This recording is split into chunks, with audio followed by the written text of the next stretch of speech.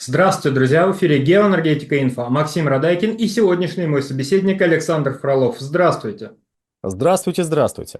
Австрийская ОМВ одержала победу в размере 230 миллионов евро в суде за непоставки газа по Северному потоку в 2022 году. Рабочая схема получить эти средства, не доплатить «Газпрому» эти средства за текущие поставки. Но радость была недолгой. Россия прекратила поставки Австрии газа.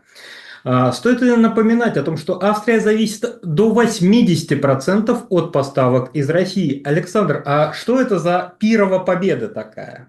Давайте начнем вот с чего. Порекомендую литературу. Вот такая книжка вышла в самом конце десятых годов. Она, конечно, немножечко устарела. Называется «Великая газовая игра». За авторством Гривача и Симонова. Два прекрасных специалиста, просто одни из лучших специалистов у нас по газовой отрасли, по рынку газа. И вот очень рекомендую найти, почитать. К чему я это? К тому, что компания ОМВ была, пожалуй, первой западной компании, с которой еще тогда Советский Союз заключил контракты на поставки газа. То есть фактически больше 50 лет поставки газа в адрес этой компании. Ну, то есть это была вот первая компания, и этим контрактам больше 50 лет. Сейчас действовал, ну и действует, пожалуй, все еще контракт до 2040 года. В наше неспокойное время, конечно, этот контракт вызывал некоторые сомнения, в первую очередь в Европейском Союзе. Но, тем не менее, Австрия чувствовала себя относительно вольготно. Мы, тем более, с вами как-то тут в наших эфирах обсуждали ситуацию с Австрией.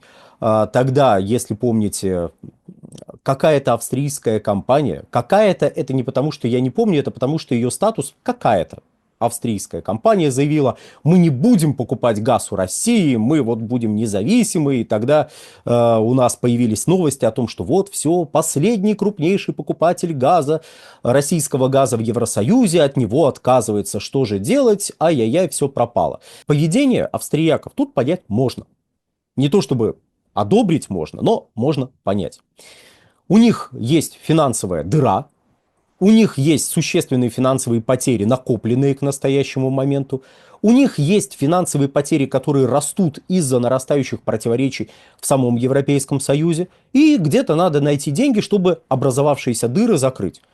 И в этой ситуации любая компания увеличивает количество судебных тяжб, потому что где-то она попытается сэкономить, доказав, что она не обязана что-то там оплачивать, или не обязана была оплачивать, поэтому верните часть денег, которые мы вам вот заплатили.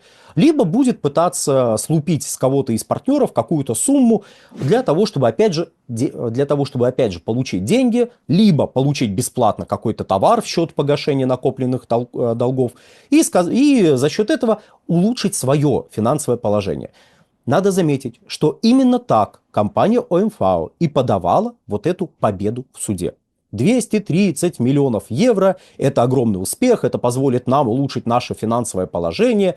Да, разумеется, могут возникнуть проблемы с Россией, но эти проблемы могут лишь частично привести к росту цен. Этот рост цен, конечно, окажет негативное воздействие, но мы тут посидели, посчитали и поняли, что негативное воздействие, которое неизбежно появится, если вдруг Россия скажет: вы там, ну, что вы вообще творите?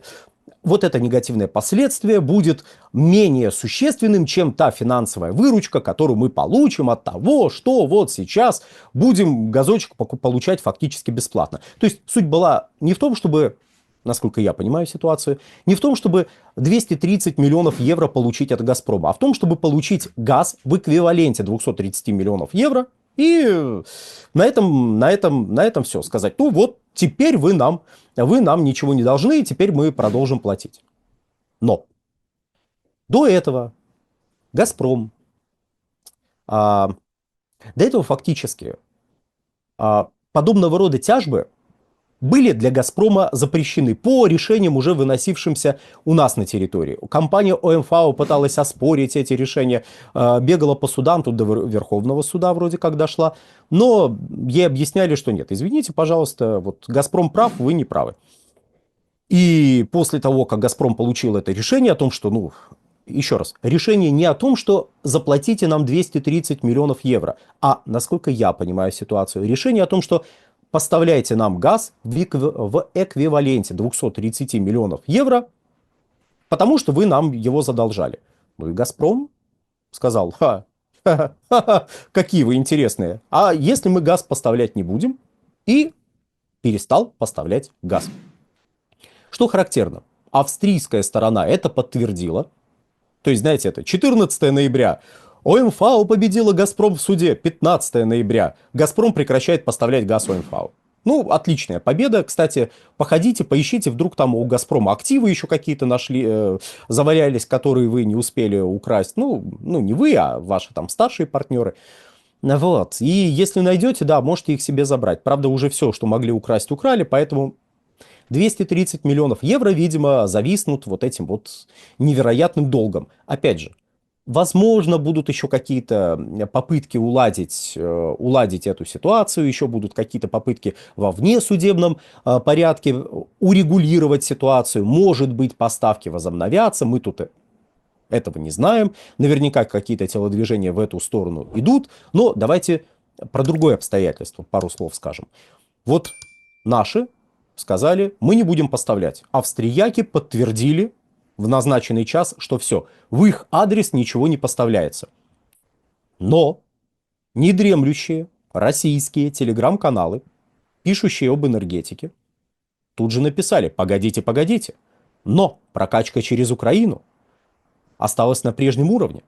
В Баумгартен, это в Австрии, приходят прежние объемы.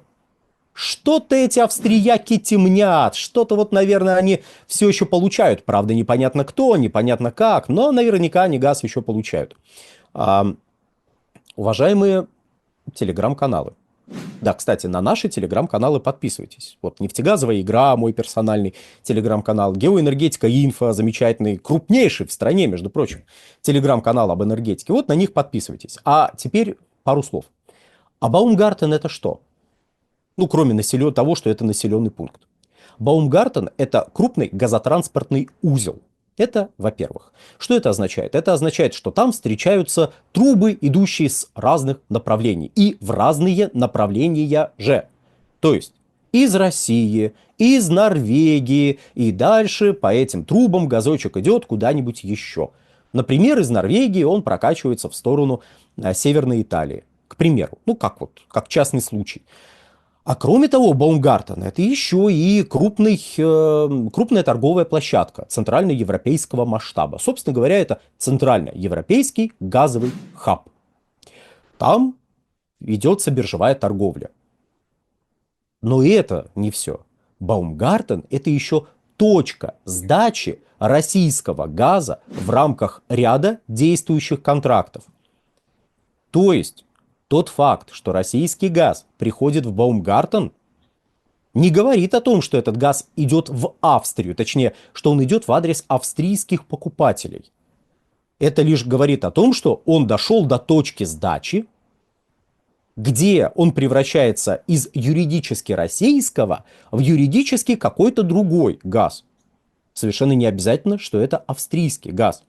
Еще раз, это точка сдачи по большому количеству контрактов. Ну, по крайней мере, те, которые до сих пор действуют между «Газпромэкспортом» и его европейскими покупателями. Вот.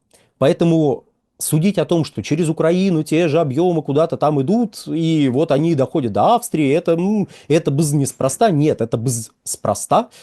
Извините за такой оказионализм. И связано это исключительно с контрактными обязательствами. Все. Еще раз, может быть, сейчас, вот пока мы это все записываем, между ОМФАО и «Газпромэкспортом» ведется активная переписка, в рамках которой стороны пытаются, или, может быть, созвоны, кто его знает, и на чистом немецком языке, и та, и другая сторона друг другу объясняет, что вы не правы, нет, это вы не правы, а давайте договариваться, а давайте не договариваться. В общем, идет, опять же, нормальная цивилизованная жизнь. А может быть уже на следующей неделе, я сомневаюсь, ну мало ли, вдруг когда этот ролик выложат, громогласно стороны объявят, что мы посовещались, мы договорились, мы пришли к соглашению, что так и быть, вот «Газпром» нам поставляет газ, а мы так и быть за него платим. Ну и как-нибудь, может быть, с небольшой скидкой. как некий вариант решения проблемы.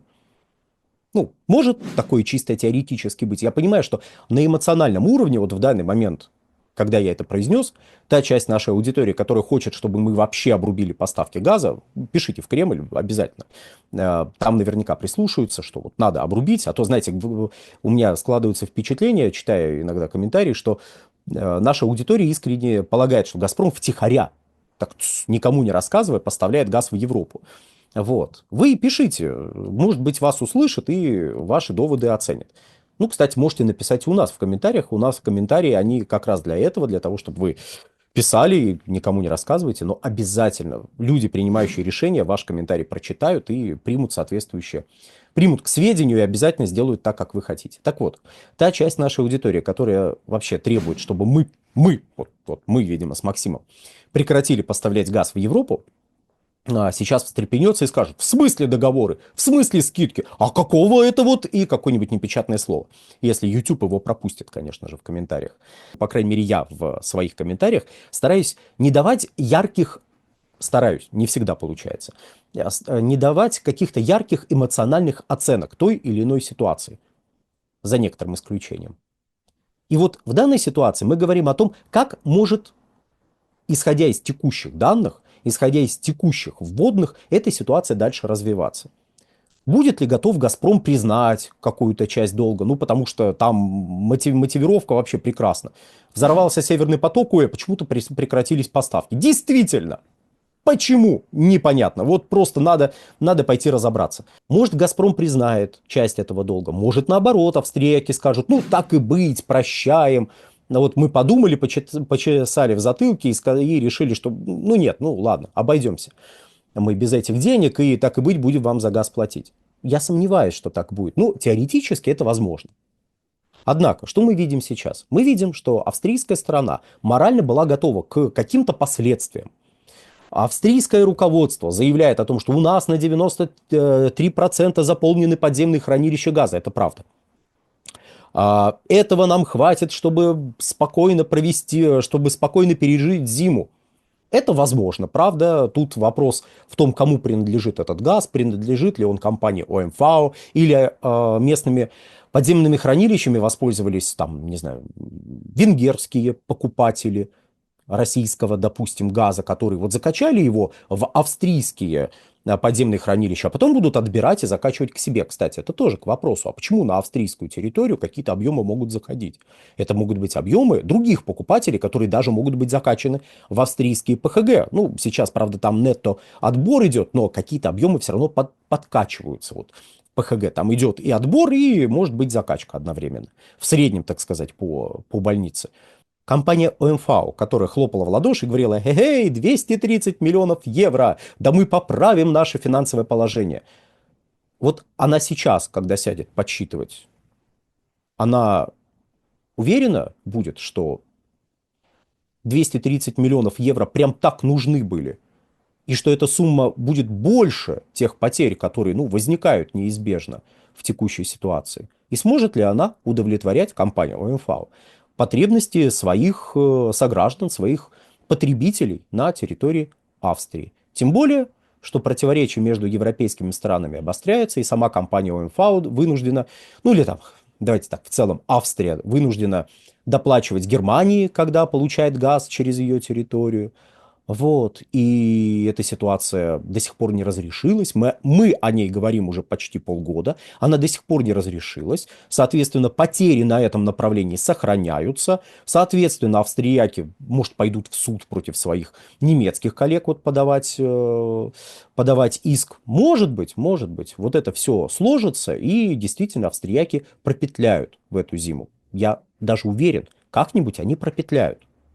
Вопрос, насколько успешно они пропетляют и насколько велики будут финансовые потери на этом пути, который в рамках петляния образуется. Ну а на сегодня, дорогие друзья, все. Всего хорошего. Александр, большое спасибо за комментарий. Друзья, пока YouTube замедляют, то не замедляют. От греха подальше подписывайтесь на наш телеграм-канал Геоэнергетика Инфо. Ссылка будет в описании и закрепленном комментарии. Там же будут реквизиты для желающих финансово поддержать нашему проекту. И дальше также буду вещать на всех площадках без монетизации. Спасибо, до новых встреч. Всего хорошего.